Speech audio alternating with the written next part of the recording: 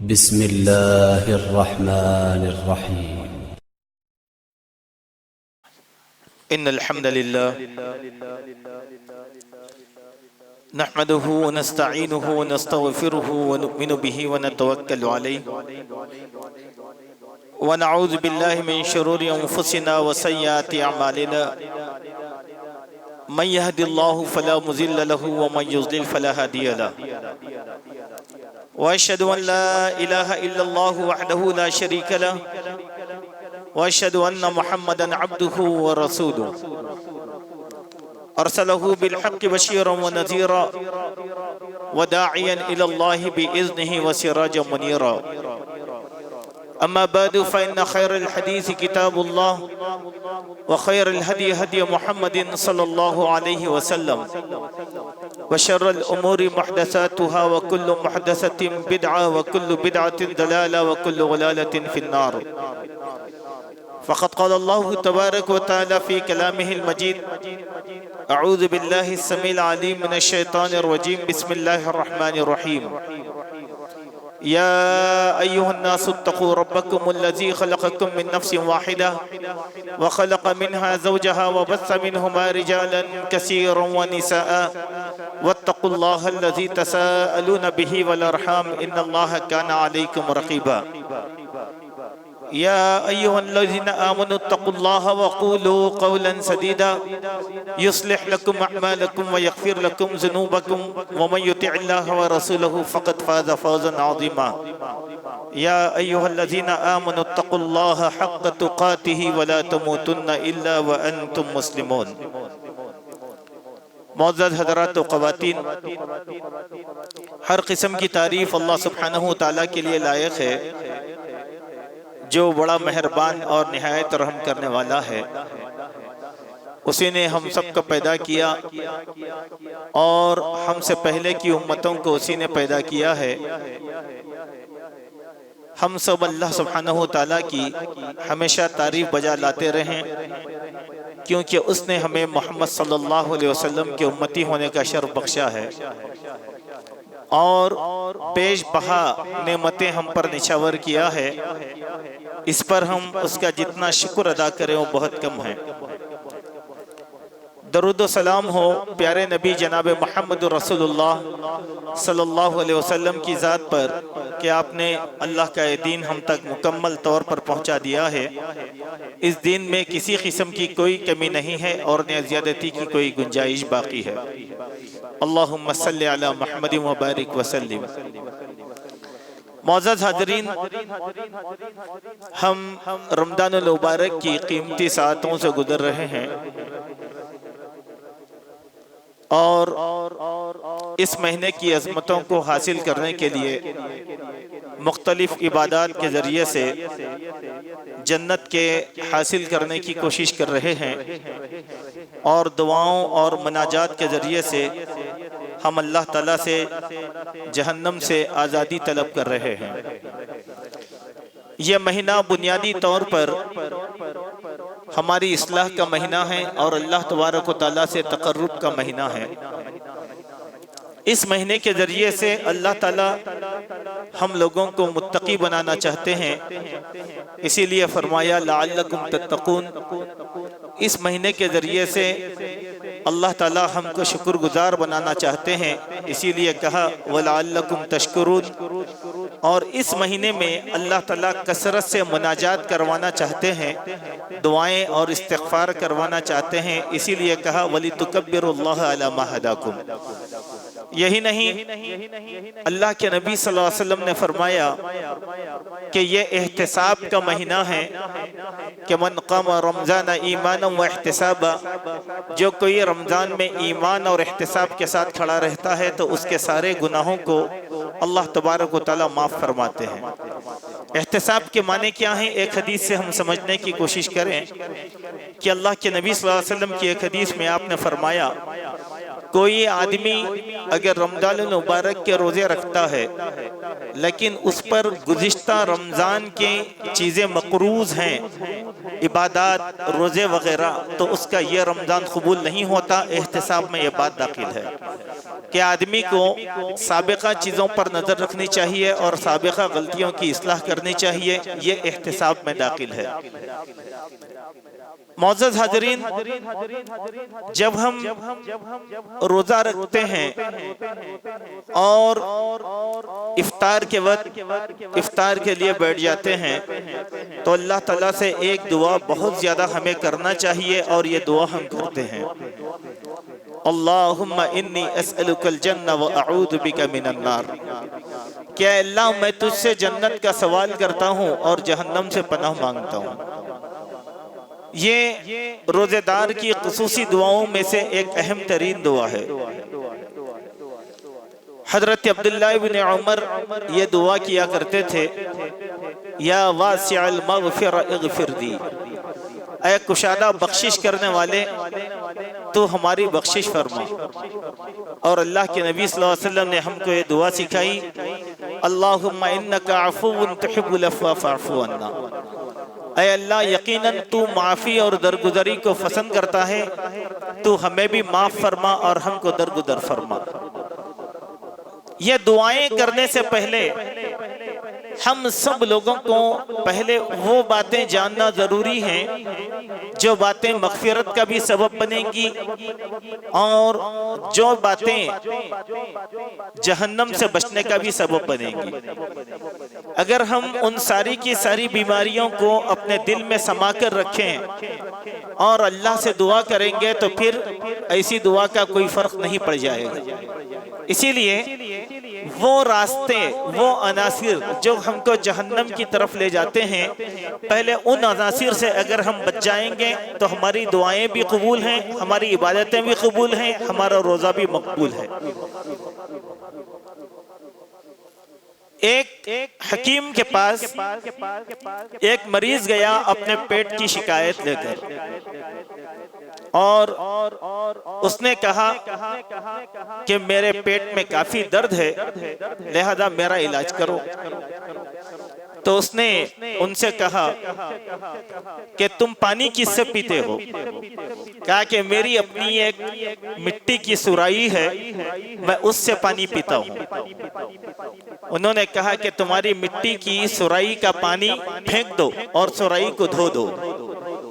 तो उन्होंने कहा, उसने क्या किया, जैसे हम खंगालते हैं उसी तरीके से सुराही को खंगाल दिया और पानी फेंक दिया, नया पानी भरा, कुछ दिन तक पीता रहा और उसके पेट का दर्द कम नहीं हुआ। फिर वो हकीम हाजिक के पास आया और कहने लगा, मैंने बर्तन को तो साफ धोया लेकिन फिर भी मेरे पेट में दर्द कम नहीं हुआ। उसने कहा कि कहाँ है तुम्हारा बर्तन, लाओ। जब उसका वो सुराही वाला बर्तन फोड़ा गया तो उसमें से एक मुर्दा मेंढक निकला जो बाहर नहीं निकला था। हमारी भी हाल उसी बीमार की तरह है कि हम हमारे दिलों में और हमारी जिंदगी में ऐसे बहुत से जरासीम दिल में बसा कर रखते हैं, लेकिन हम ये चाहते हैं कि अल्लाह ताला हमारी बख्शिश कर दे, तो यह मुमकिन नहीं है। बुनियादी तौर पर जब तक गंदगी को खत्म न किया जाएगा उस वक्त तक हमें सेहत नहीं मिलती।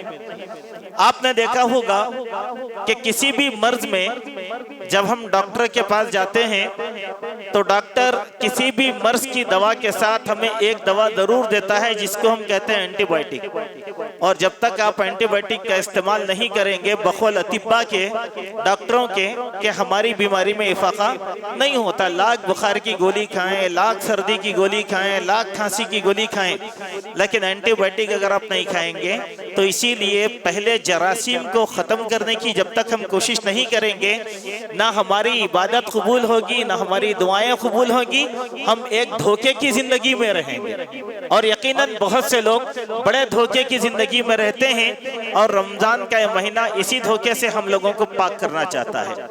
मैं कुछ अहादीस अलग अलग मौज़ूआत पर आपके सामने सुनाने की कोशिश करूँगा, इसके ज़रिए से हम अपनी इस्लाह करने की कोशिश करें। पहली हदीस, अल्लाह के नबी सल्लल्लाहु अलैहि वसल्लम ने इरशाद फरमाया कि ऐसा आदमी जन्नत में दाखिल नहीं किया जाएगा। ला यदखुलुल जन्नत कातिउ रहमिन, ऐसा आदमी जन्नत में दाखिल नहीं किया जाएगा जो रिश्ते और नातों को काटने वाला है। सुभान अल्लाह, लफ्ज क्या है जरा हदीस के देखें। ला यदखुलुल जन्नह, ऐसा आदमी जन्नत ही में दाखिल नहीं होगा जो आदमी रिश्ते और नातों को काटने वाला है। अब आप बतलाएं, जो आदमी रिश्ते और नातों को काट दिया, माने कैसे? दो किस्म के रिश्ते हैं हमारे पास।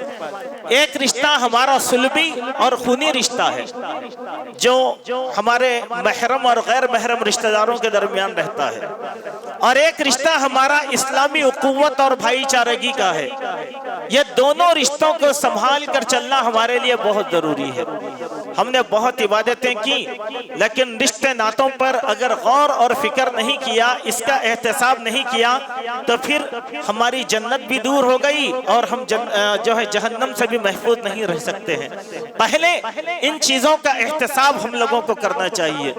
जब तक ये एहतसाब नहीं किया जाएगा, हमारे मामलात को अल्लाह तबारक व तआला कबूल नहीं करेगा। क्या बात है, रोजा भी है, भाइयों के अंदर गुफ्तगू भी नहीं है, रोजा भी है, रिश्तेदारों में नफरतें भरी हुई हैं, अल्लाह से जहन्नम से पनाह तलब कर रहे हैं, लेकिन खुद जहन्नम के रास्ते पर चल रहे हैं। कहां से हमारी इबादत अल्लाह ताला कबूल की जाएगी?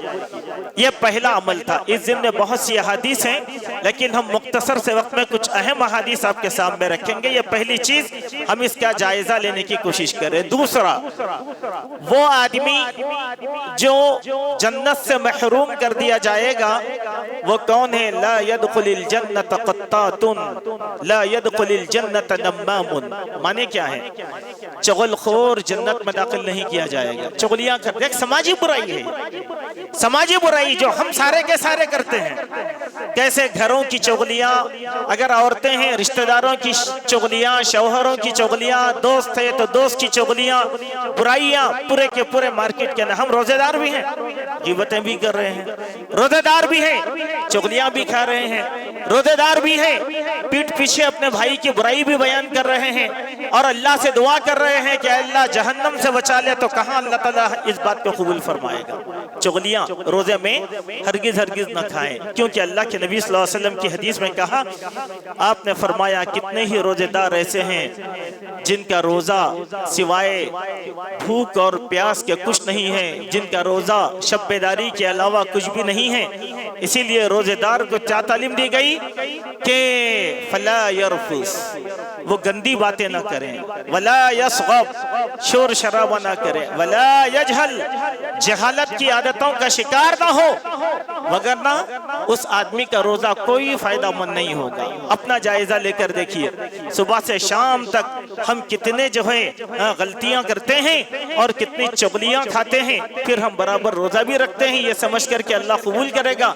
अल्लाह ताला ऐसी इबादत को कबूल नहीं करेगा। तीसरा आदमी देखिए, तीसरा आदमी वो है जिसके बारे में अल्लाह के नबी ने फरमाया, ला यदखुलिल जन्नत दय्यूसुन, दय्यूस आदमी जन्नत में दाखिल नहीं किया जाएगा। अल्लाह रहम करे। दय्यूस किसको कहते हैं? ये भी एक समाजी बुराई है। कैसे? दय्यूस कहते हैं उस आदमी को जिसके घर की औरतें, खा माँ हो या बेटी हो, बहन हो या बीवी हो, वो आजादाना मर्दों के साथ इख्तिलात करती हैं, उनकी मजलिसों में जाती हैं, हंसी मजाक करती हैं अजनबियों के साथ, लेकिन ये महरम लोग उसको देखकर अनजान हो जाते हैं, नजर चोरी कर लेते हैं। ऐसे आदमी को कहा गया है दय्यूस। मुझे मालूम है कि अगर मेरी बीवी कमाने जा रही है तो ऑफिस की क्या सूरत हाल है, लेकिन मैं नजरअंदाज करता हूं कि नहीं, ये मेरी बीवी के दोस्त हैं ऑफिस में काम करने वाले, वो उनके सामने बेपर्दा जाती है, नाचती है, गाती है, बातचीत करती है, बेतकल्लुफ रहती है, और मैं देखकर नजरअंदाज कर देता हूं। तो माने क्या है? मैं दय्यूस। अल्लाह के नबी ने क्या कहा कि दय्यूस आदमी जन्नत में नहीं जाएगा। जब जन्नत ही में नहीं जाएगा तो फिर हमने एहतसाब किस चीज का किया? अपने अपने घरों का जायजा लेकर देखें, जहां पर कैसे भयानक जराइम आज हमारे घरों में पाए जाते हैं। कैसे गैर महरमों का आना जाना हमारे घरों में सबसे ज्यादा होता है, चाहे वो कलेरे फुपेरे मुमेरे रिश्तेदार ही क्यों ना हो। बेहिजाबी हमारे घरों में बहुत ज्यादा पाई जाती है, चाहे वो अपने देवर हो या जेठ हो, हर एक के सामने बेतकल्लुफी के साथ निकला जाता है। हमारे पास कुछ इख्तिलाफात लेकर मियाँ बीवी आते हैं और ये वो वाक़यात हैं जो वुकू पजीर हैं, ये हुए हैं। क्या एतराज है आपको अपनी बीवी से? तो बोले कि नहीं, इन हमारा एतराज इनसे यही है कि जब भी हमारे घर में हमारे घर के दामाद आते हैं तो ये उनके सामने नहीं निकलते, और दामाद का तकाजा है कि उनकी सलेस उनके सामने निकले और उनकी मेहमानी करें। अगर वो नहीं करती तो वो एक रखना डालते हैं कि क्या बात है, इतने पवित्र हैं क्या, हम घर के दामाद हैं, हमारे सामने क्यों नहीं निकलते? निकालने वाला दय्यूस है, तकाजा करने वाला भी दय्यूस है, बेहया है। चाहे घर का दामाद हो, चाहे देवर या जेठ हो, उसको अल्लाह के नबी ने फरमाया कि अलहम वल मौत, के देवर तो ये मौत है, मौत नहीं। लेकिन हमारे पास इख्तिलात इतना है कि भाई साहब बड़े मसरूफ हैं, तो भाई से कहते हैं, छोटे भाई से, जरा भाभी को ले जाकर हॉस्पिटल छोड़ दो, जरा बाजार लेकर जाओ। देवर साहब या जेठ साहब अपनी भावज को गाड़ी पर बिठा कर ले जाते हैं, और मैं देखकर भी खामोश बड़े आता हूँ। माने क्या है? दय्यूस, दय्यूस ला यदखुलुल जन्नह दय्यूस। दय्यूस आदमी जन्नत में दाखिल नहीं होगा। और हम अल्लाह से क्या दुआ कर रहे हैं?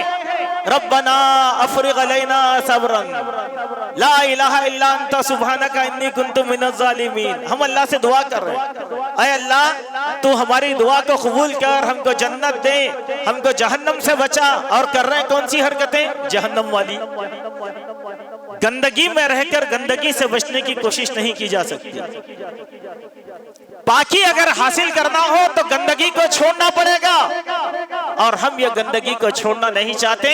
अच्छे अच्छे घरों के अंदर ये सारे के सारे हरकतें हुआ करती हैं। तो क्या अल्लाह तबारक व तआला हमको माफ फरमाएगा या हमारी दुआओं को कबूल फरमाएगा? हम इसका जायजा लेने की कोशिश करें। एक और तीसरा अमल है, वो ये है कि रसूलुल्लाह सल्लल्लाहु अलैहि वसल्लम ने फरमाया, ला यदखुलुल जन्नत मन ला यअमन जारहु बवाइक़हु। माने क्या है? कि वो आदमी जन्नत में दाखिल नहीं किया जाएगा जिससे उसका पड़ोसी अमन में या मामून ना रहे। सुभान अल्लाह। माने क्या है? हमारा पड़ोसी है, चाहे दाएं का है, चाहे बाएं का है, चाहे पीछे का है, चाहे सामने का है, सराउंडिंग 40 घरों तक पड़ोसी की हद बताई गई। और अल्लाह के प्यारे नबी सल्लल्लाहु अलैहि वसल्लम ने पड़ोसी के बहुत से हुकूक बताए, जिसको सुनकर सहाबा हैबतज़दा हो गए। हमें खौफ हो गया कि कहीं अल्लाह के नबी सल्लल्लाहु अलैहि वसल्लम पड़ोसी को विरासत में शामिल ना कर दे। सुभान अल्लाह। हुक्म क्या दिया अल्लाह के नबी ने? जब तुम अपने घरों के अंदर मजेदार खाना या सालन बनाओ तो उसका शेरवा ज्यादा करके अपने पड़ोसी के घर को भी थोड़ा सा सालन या खाना भेज दो। सुभान अल्लाह। अब्दुल्ला इब्ने उमर रज़ी अल्लाहु अन्हुमा ईद के मौके पर जब उनके घर में जानवर दुबा होता और वो ईद की नमाज पढ़कर आते तो कहते, क्या तुम लोगों ने हमारे फलां गैर मुस्लिम यहूदी पड़ोसी को हदिया भेजा है? देखिए पड़ोसी की हद। पड़ोसी के माने सिर्फ पड़ोसी मुसलमान नहीं, गैर मुस्लिम पड़ोसी के साथ भी अमन का सलूक किया जाए। सुभान अल्लाह। अगर गैर मुस्लिम मुतमईन नहीं है या पड़ोसी मुतमईन नहीं है तो फिर हमारी जन्नत हमारे लिए मुहाल कर दी जाएगी, मुश्किल बना दी जाएगी। पड़ोसी। हज़रत आयशा बयान फरमाती हैं कि जब अल्लाह के प्यारे नबी का आखिरी वक्त आया तो मेरे घर में चिराग जलाने के लिए तेल नहीं था, तो मैं वो तेल अपने पड़ोस से मंग कर लाई थी, पड़ोसन से तेल उधार मंग कर लाई थी। सुभान अल्लाह। रिश्तेदारों से ज्यादा हमारा सबसे करीबी ताल्लुकदार जो होता है वो हमारा पड़ोसी होता है। जो मुसीबत में साथ देने वाला था। दो चीजें हैं जो हमारी अच्छाई की तस्दीक करती हैं। आदमी के अच्छा होने के लिए सबसे बड़ी तस्दीक चाहिए बीवी की। बीवी अगर कहे कि मेरा शौहर सबसे अच्छा, कायनात कुछ भी कह ले लेकिन वो शौहर सबसे अच्छा, क्योंकि बीवी ने शहादत दी। माँ की शहादत अच्छाई के लिए कबूल नहीं है, क्योंकि माँ तो अपने हर बेटे को अच्छा कहती है। एक शायर ने कहा था, बेटा काला हो के पीला हो, माँ की नजरों का लाल होता है। कभी भी माँ अपने बच्चे को गलत नहीं कहती, लेकिन बीवी जो अजनबी रिश्ते से आती है वो कहे कि मेरा शौहर सबसे अच्छा, तो अच्छा। दूसरे होते हैं हमारे पड़ोसी। पड़ोसी कहें कि हमारा पड़ोस सबसे अच्छा है, तो वो आदमी सबसे अच्छा है। सुभान अल्लाह। एक आदमी मुसलमान, अल्लाह के नबी के जमाने में एक मुसलमान को उसका पड़ोसी सता रहा था। वो अल्लाह के नबी के पास आया और कहे, या रसूलल्लाह, मेरा फलां पड़ोसी मुझे बड़ा तंग कर रहा है। तो आपने क्या कहा? अपने घर का सामान निकालो और सड़क पर रख दो। उसने वैसे ही किया। आते जाते लोग उससे पूछते कि ये क्या हरकत कर रहे हो? वो कहता है कि मेरा पड़ोसी मुझे बड़ा तंग कर रहा है, मैं आजिज आ गए ये हरकत कर रहा हूं। लोग गए, जाकर उसको लानत मलामत करें। कैसा कमबख्त आदमी है, एक मुसलमान को तकलीफ दे रहा है। मलामत करने से वो आदमी भाग कर रहा, बोला कि ये क्या है? बोला कि तुमसे मैं आजिज आ चुका हूँ, लिहाजा ये हरकत मैंने अल्लाह के नबी के हुक्म पर किया। अपने हाथों से घर में सामान रखा, माफी चाहा और कभी नहीं सताने का उसने इरादा किया। यह है पड़ोसी का, यह है पड़ोसी का। आप देखें पड़ोसी से ताल्लुकात, आप अपने मोहल्ले के बाहर कितने ही बदमाश क्यों ना हो, लेकिन शराफत तो मोहल्ले में इख्तियार करना चाहिए। क्यों? आपकी शराफत की सनद मोहल्ले वाले देते हैं, बाहर वाले नहीं देते, मोहल्ले वाले देते हैं। आपके लड़का या लड़की का रिश्ता अगर गया तो तस्वीर लेकर लोग कहाँ घूमते हैं? मोहल्ले वालों के पास। भैया लड़के को पहचानते क्या, कैसा है? आपके ताल्लुकात पड़ोसियों से अच्छे हैं तो वो कहेंगे बच्चा बहुत अच्छा है। पुलिस वाले तहकीक करने के लिए जाते हैं आदमी के मुकदमे की, ये आदमी कैसा है, कहाँ जाते? मोहल्ले वालों के पास।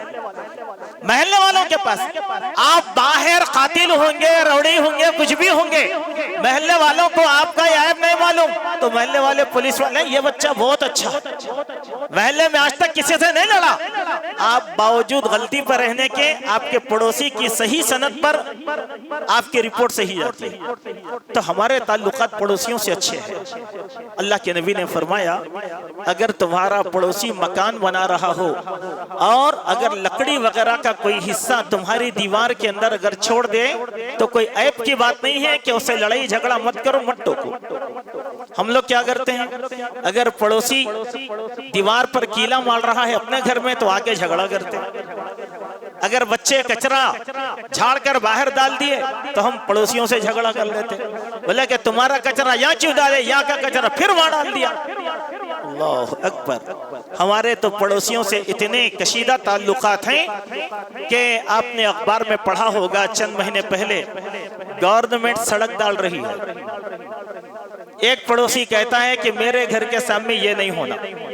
एक पड़ोसी कहता है कि मोहल्ले वालों को तकलीफ हो रही है कि डालने दो। डालने वाली गवर्नमेंट, झगड़ा दोनों में हुआ और एक आदमी का कत्ल कर दिया गया उसमें। ये तो हमारे ताल्लुकात पड़ोसियों के साथ हैं। अल्लाह अकबर। फिर अब हमारा सौमो सलात, हमारा रमजान और ये अल्लाह ताला से गिड़गिड़ा कर दुआएं करना, मुनाजात की, ये क्या कबूल होंगी? नहीं। अल्लाह के नबी ला यदखुलुल जन्नत, आदमी जन्नत में दाखिल नहीं होगा जिसका पड़ोसी उससे मामून ना रहे। अल्लाह से दुआ करो मेरे भाई कि अल्लाह ताला हम सबको सबसे बेहतरीन पड़ोसी बनाए। एक और आदमी जिसके बारे में अल्लाह के प्यारे नबी जनाब मोहम्मद रसूलुल्लाह सल्लल्लाहु अलैहि वसल्लम ने इरशाद फरमाया कि ला यदखुलुल जन्नत मन कान फी क़ल्बिही मिस्क़ाल ज़र्रतिन मिन किब्रिन, वो आदमी जन्नत में दाखिल नहीं किया जाएगा जिसके दिल में राई के दाने के बराबर भी गुरूर और तकब्बुर होगा। अल्लाह अकबर। दोस्तों, शायद हम में क्या कोई आदमी ऐसा बचा हुआ होगा कि जिसके दिल में गुरूर और तकब्बुर ना हो। कहीं दौलत का घमंड, कहीं ताकत का नशा, कहीं ताल्लुकात का नशा, कहीं बड़ाई का नशा, कहीं इल्म का गुरूर, कभी सलाहियतों का गुरूर। यह सब तो आज हमारी जिंदगी में पाया जाता है। थोड़ा सा झगड़ा हो, हम ये कहते हैं कि तुमको मेरी ताकत का अंदाजा नहीं है। हम ये कहते हैं कि तुम अगर हमारे सामने आओ तो हम तुमको मसल के रख देंगे, हम ऐसे कर देंगे, वैसे कर देंगे। अल्लाह अकबर। इस गुरूर में हम सब बराबर हैं। क्या दीनदार, क्या नमाजी, क्या बेनमाजी, क्या बेदीन, सब बराबर है, सब बराबर हैं। आंख उठाए, एक लग कह दिया कि मैं तुमको देख लूंगा तो बस खलास। जुल्म दर जुल्म आज हमारी जिंदगी में पाया जाता है। नशा कूट कूट कर भरा हुआ है तकब्बुर का। अल्लाह की जात अल मुतकब्बिर, क्योंकि उसके कब्ज़े कुदरत में सारी की सारी चीजें हैं। गुरूर अल्लाह को पसंद है, और अल्लाह को जो चीज पसंद है, हम में क्या कोई भी आदमी उस चीज को इख्तियार नहीं कर सकता।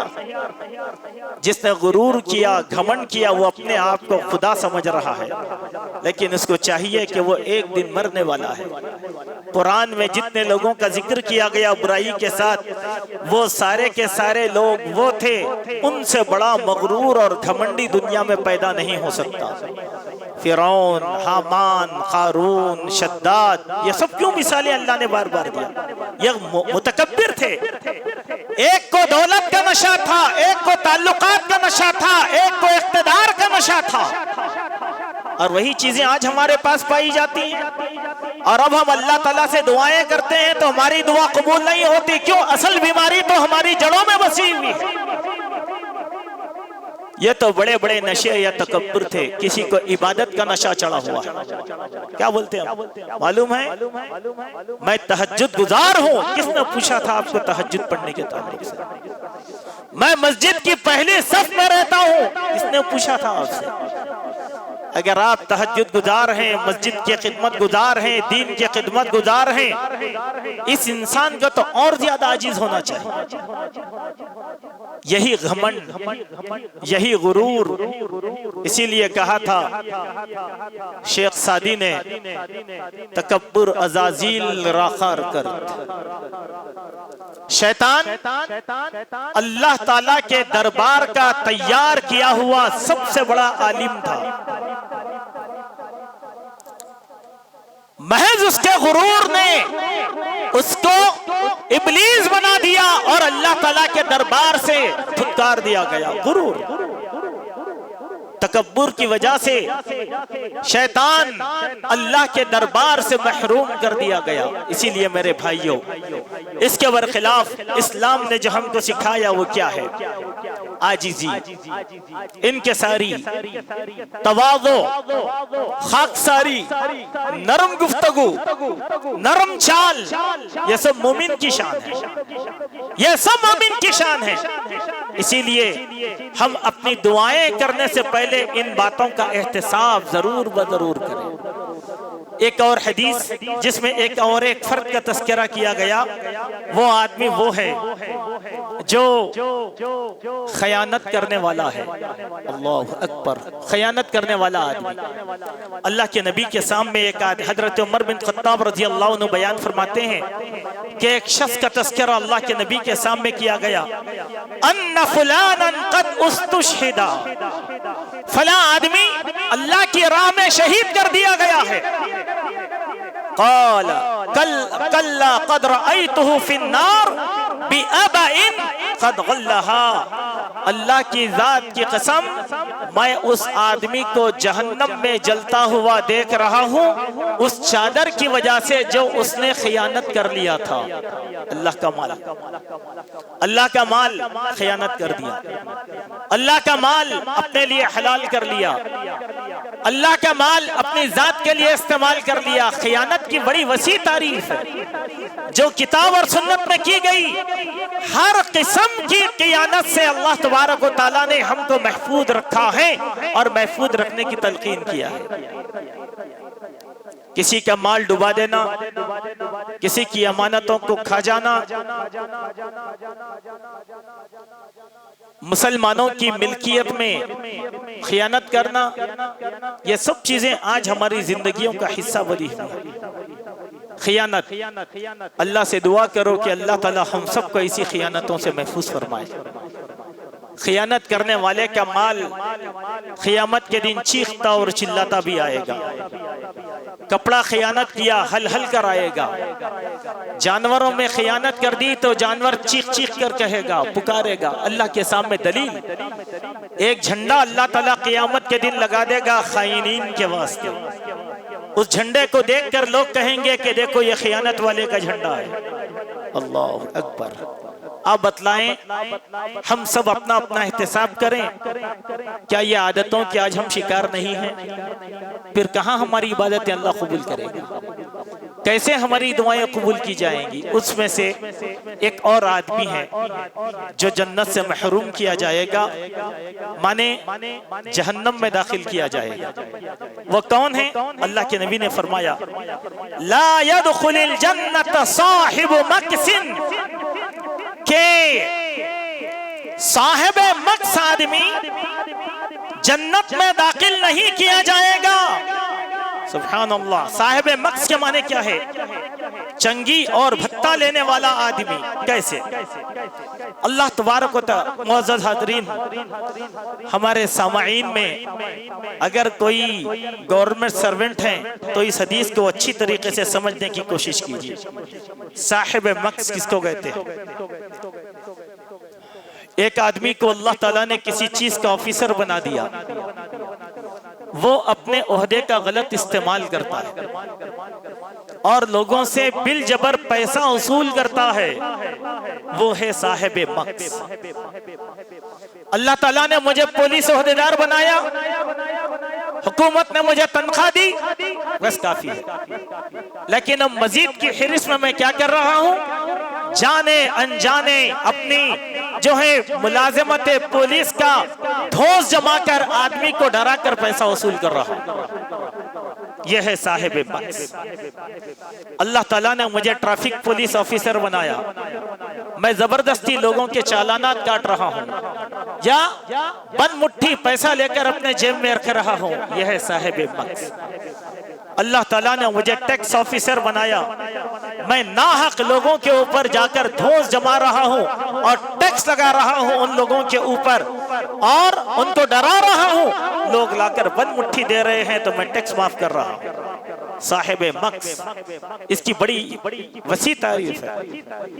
हम लोगों को हमारे गली कुचों में भाईगिरी करने वालों की बहुत बड़ी तादाद है, जो कमाते धमाते नहीं, बाजारों में गरीब दुकान लगाकर बैठते हैं तो जाकर अपना भत्ता वसूली करते हैं। बोले कि लाओ साहब का भत्ता, भाई बुला रहे हैं तो भत्ता दे रहे, फ्री की कमाई खा रहा है आदमी। यह है साहिब मक्स। कोई आदमी अगर एमपी, एमएलए, एमएलसी या काउंसलर या गली का लीडर बना हुआ है, कोई घर बना रहा है तो जाकर कहते हैं कि भाई घर किसकी इजाजत से बना रहे हैं? भाई बुला रहे हैं, चलो अब मैं घर बना रहा हूं और नाजायज तौर पर 20-25 लाख वगैरह लेकर, ठीक है तुम बना लो, अब हम देख लेंगे, कोई भी आकर पूछने वाला नहीं है। ये जो कमाई है ये साहिब मक्स है, ये सब साहिब मक्स। अल्लाह अकबर। इसके जरिए से अल्लाह ताला जिंदगी का खैर और भलाई खत्म कर देते हैं।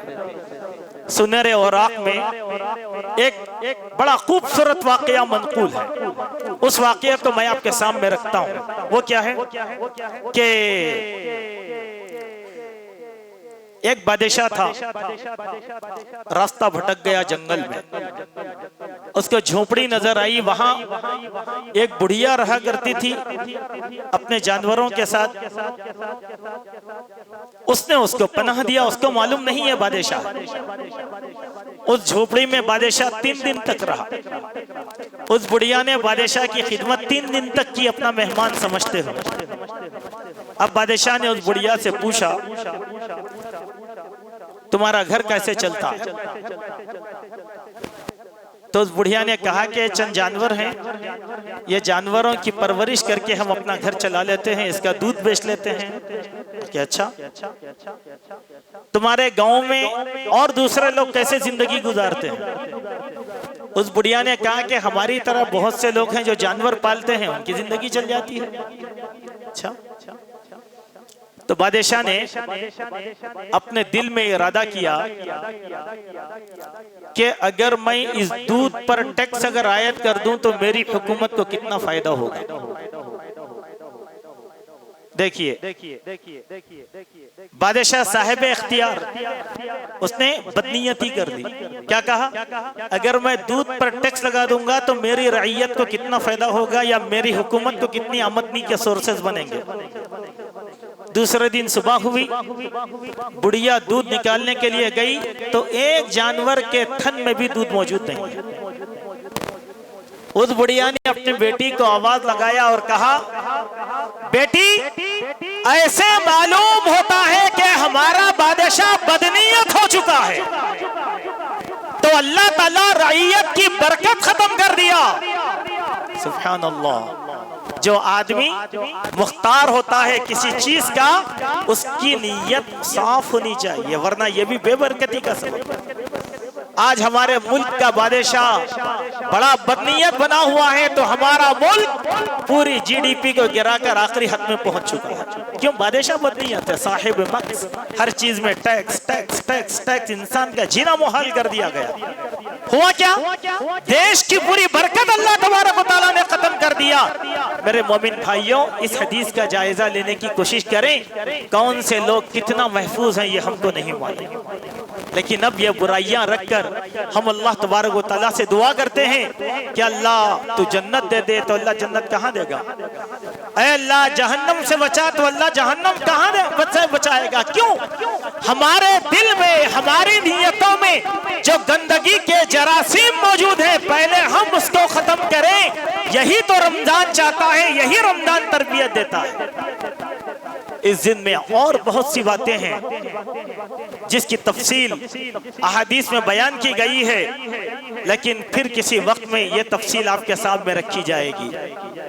खुलासा कलाम यह है मेरे भाइयों, हम अपना रोजे में रहकर एहतिसाब करें। एहतिसाब के माने यही चीज है। ऐसा नहीं कि आपका बजट देख लें, थोड़ा पैसा ज़कात का, थोड़ा सदक़े फितर का, थोड़ा अनाज की तकसीम का, यह एहतिसाब नहीं होता। एहतिसाब आमल का होना चाहिए, एहतिसाब दिल का होना चाहिए, एहतिसाब बुराइयों का होना चाहिए। अगर दुआ कबूल करवाना चाहते हो तो इस एहतिसाब के जरिए से उस बुराई को खत्म करना चाहिए, वरना हमारी मिसाल उस मरीज की होगी जो पहले दी जा चुकी है।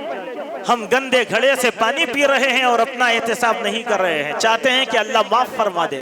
ऐसा कभी होने वाला नहीं है। ये चंद बातें थी जिसको इख्तिसार के साथ आपके सामने रखा गया है।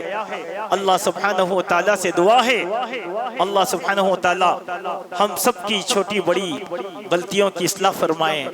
अल्लाह ताला ऐसे अमराज से हम सबको नजात अता फरमाए जिसकी वजह से हमारी दुआएं मुस्तरद कर दी जाती हैं।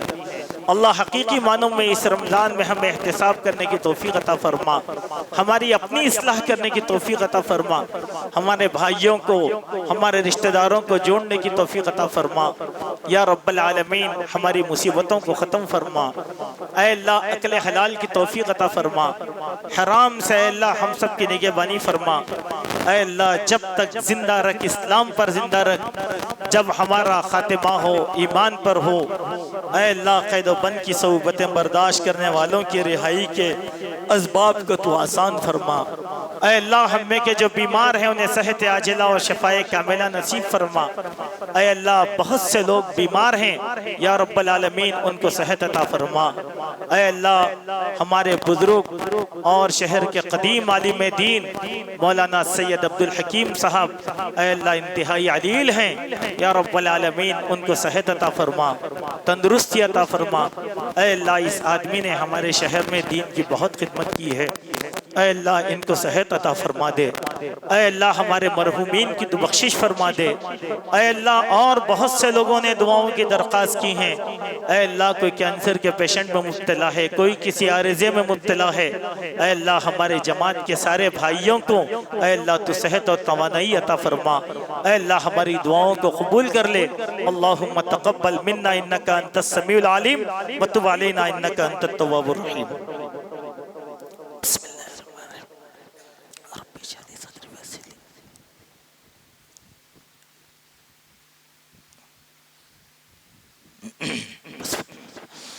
इन्नल हम्दुलिल्लाह लकल हम्दु हम्दन कसीरन तय्यिबन मुबारकन अम्मा बाद औज़ु बिल्लाहि समीउल अलीम मिनश शैतानिर रजीम बिस्मिल्लाहिर रहमानिर रहीम इन्नल्लाहा व मलाइकतहु युसल्लूना अलन नबी या अय्युहल्लज़ीना आमनू सल्लु अलैहि व सल्लिमू तस्लीमा अल्लाहुम्मा सल्लि अला मुहम्मद व अला आलि मुहम्मद कमा सल्लैता अला इब्राहीम व अला आलि इब्राहीम इन्नका हमीदुम मजीद अल्लाहुम्मा बारिक अला मुहम्मद व अला आलि मुहम्मद कमा बारकता अला इब्राहीम व अला आलि इब्राहीम इन्नका हमीदुम मजीद वसल्लि वसल्लिम अला जमील अंबियाई वल मुरसलीन वल मलाइकतिल मुक़र्रबीन वस्सहाबति रिज़वानुल्लाहि अलैहिम अजमईन अल्लाहुम्मा अंसुर मन नसरद्दीन वक़्ज़ुल मन क़ज़लद्दीन वदम्मिर अदाअद्दीन वंसुर इबादकल मुख़लसीन रब्बना आतिना फ़िद दुनिया हसना व फ़िल आखिरति हसनतन व क़िना अज़ाबन नार वअलमू इबादल्लाह इन्नल्लाह यअमुरु बिल अद्लि वल इहसान व ईताइ ज़िल क़ुरबा व यन्हा अनिल फ़हशाइ वल मुनकर वल बग़ी यईदुकुम लअल्लकुम तज़क्करून